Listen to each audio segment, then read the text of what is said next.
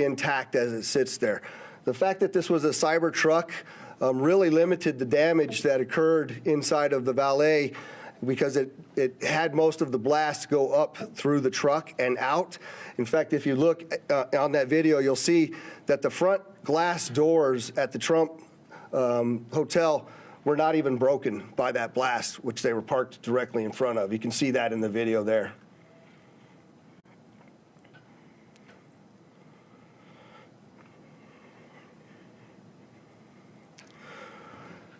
What I will update, I'm very well aware that there's a name already been reported out into the media.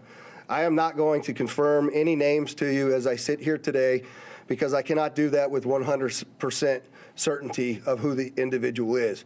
What I can tell you is we do know the truck was rented in Colorado. We were able to trace that truck through the Tesla charging stations, and it arrived here in Las Vegas this morning at about 7:30 and went up and down Las Vegas Boulevard before immediately pulling into the Trump Towers. Unfortunately, there were 7 people that reported injuries during this incident.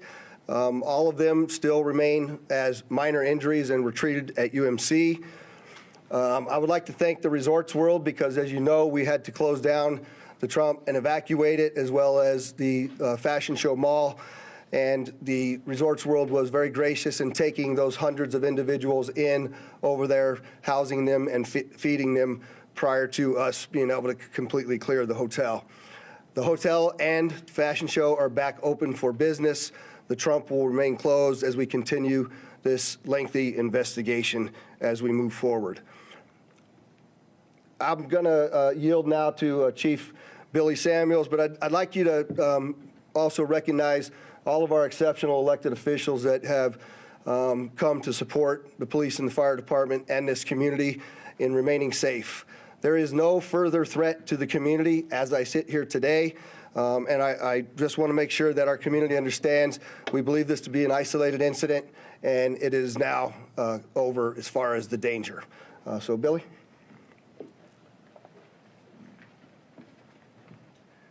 Thank you, Sheriff.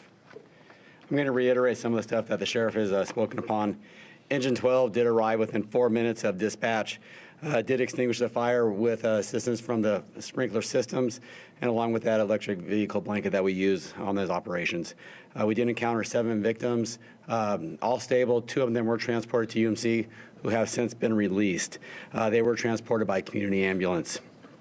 A total of 13 units from Clark County Fire with 26 personnel, and then 4 units and 17 personnel from Las Vegas Fire and Rescue assisted with this operation.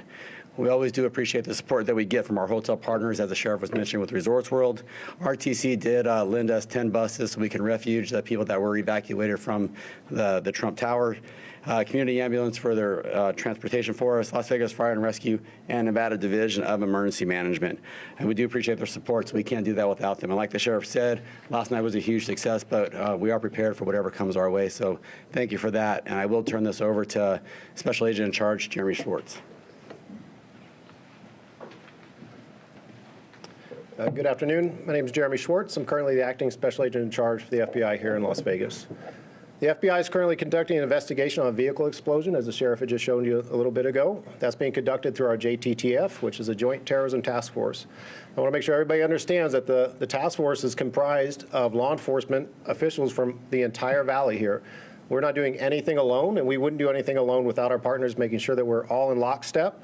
We've learned from mistakes in the past, and we're not going to do that again.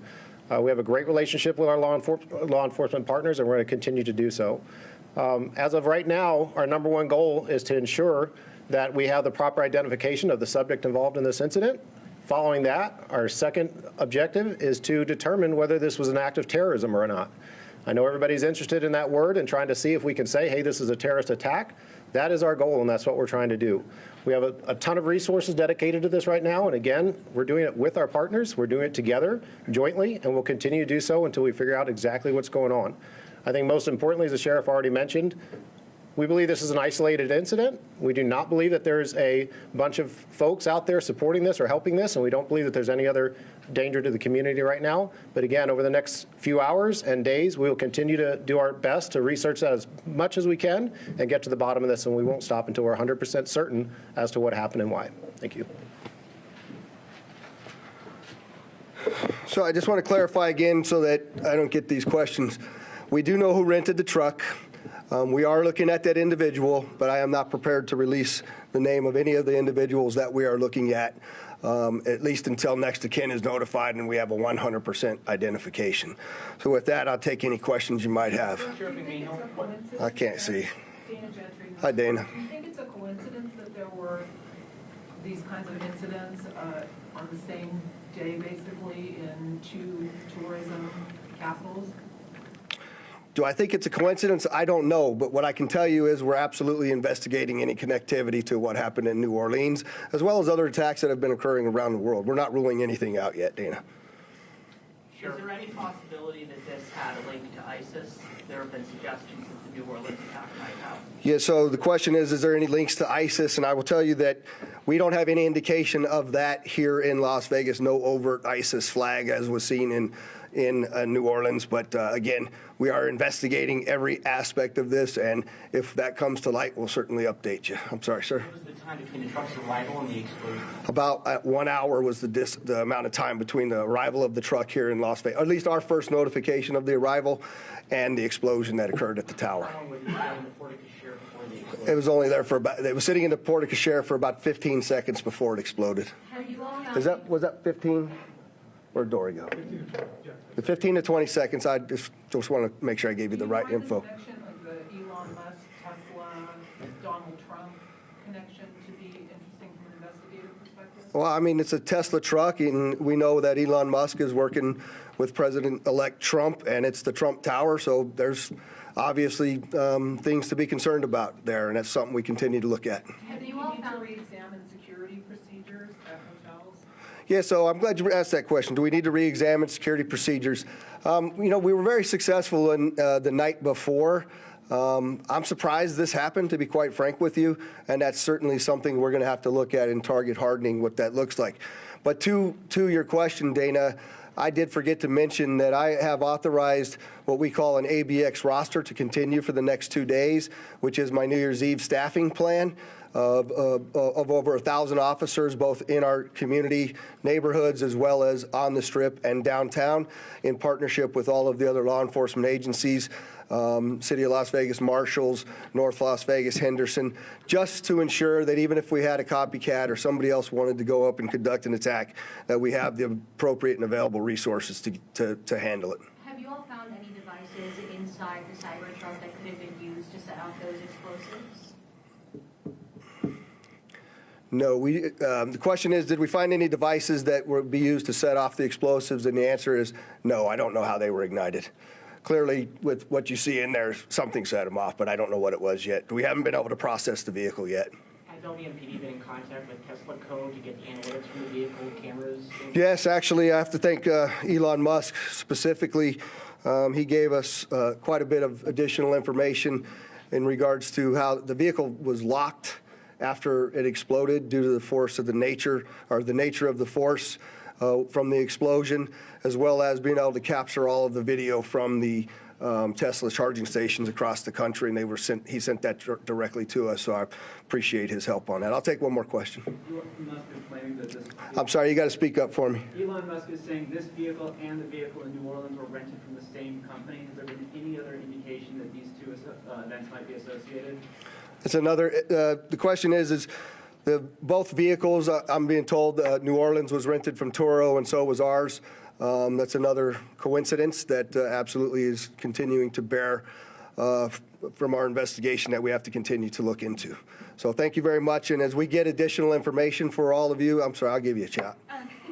Are investigators using any of the city license plate readers this evening? That's the question is, are we using the license plate readers and the technology Well, one, you see the drone flight through the vehicle because it was unsafe to get there, so that we're using that technology. Thankful to have it, as well as the first indication of that vehicle arriving here in Las Vegas came from a license plate reader. So technology has been very useful to us in resolving this. And again, I'll commit to come back to you all when we have confirmation of the suspect's name, who they are, what their background is. We will get that information back out to you. We'll call another press conference and provide it. And I'd just like to, again, thank the mayor, the commissioners, the other law enforcement leaders, and of course our Attorney General for showing up and supporting us in this event. It's been a statewide effort, and I appreciate it. Thank you.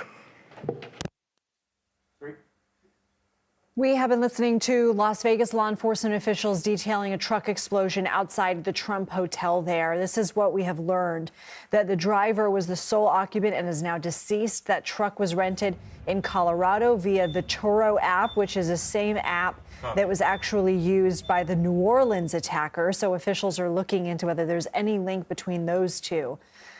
Smoke was seen, then the truck exploded, as you see there on your screen in surveillance images. We learned from law enforcement that gas canisters and camp fuel canisters were found in the back of the truck. The sheriff said the fact that this was a Cybertruck limited the damage, that most of the damage went up and out of the truck, but still 7 people reported minor injuries. We do know, though, that the glass doors of the Trump Hotel, which were right outside where this occurred, were not broken. Law enforcement is confident there is no further threat to the community. They believe this is an isolated incident and that the danger is over, and they're working to determine if this was an act of terrorism. Now, the Trump Hotel will remain closed as they move forward with the investigation. We will have much more updates on this, as well as the attack in New Orleans. Right now, we're going to take a break. You're watching CBS News 24/7.